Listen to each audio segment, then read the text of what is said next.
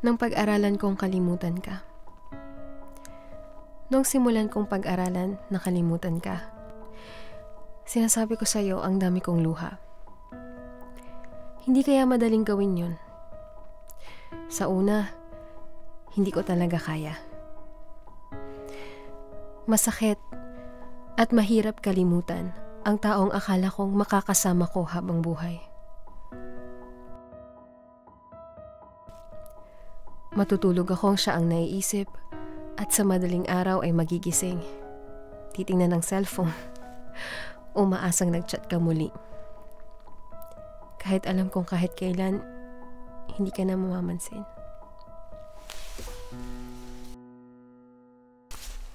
Sa araw naman habang maayos akong nagtatrabaho, bigla-biglang papatak ang mga luha ko. Sa tanghalian, kaharap man ng pinakamasarap na pagkain, tititigan lang ito at matutulala na lang muli. Ginuho ang mundo ko. Pinipira-piraso ito hanggang sa maging abo. Nagulo ito at sobrang nagdilim. Hindi ko matanaw kailan ba ang liwanag ay darating.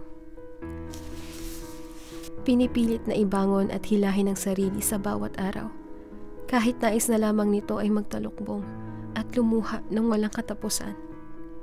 Pero, hindi pala pwede yun. Kasi naubos ng luha ko. Pero hindi pa rin tapos ang sakit na nararamdaman ko. Ang hapdi na ng mata ko at nanuyot na ang lalamunan ko, pero ang sugat na dinulot mo, hindi pa rin gumagaling ano man ang gawin ko. Pero anong magagawa ko kung may mahal ka na at hindi ako? Kailangan kang kalimutan kasi sa kanya ka masaya. Dapat hayaan ka na kung saan ka mas diligaya. Tinanggap ko na lang. Tanggapin ko na dapat. Dahil kahit maglupasay ako, hindi ka rin naman babalik. Ganun naman 'di ba ang tunay na nagmamahal? Matatapang. Lahat ng bagay kayang-kaya nating gawin para sa minamahal. Matapang. Kasi ang mahal ko ay yung ipinaglalaban. Matapang din. Kasi ang mahal ko ay kaya ko ring pakawalan. Nagsimula akong umusad nung hiniling ko,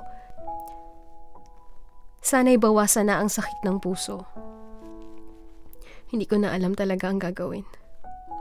Kaya nanalangin akong walang tigil. Humiling na sana malagpasan na ang sakit ng damdamin. Gamutin ang sugat ng puso na mulit-muling sinusugatan. Tahiin ito hanggang sa pinakamalalim at pinakaugat.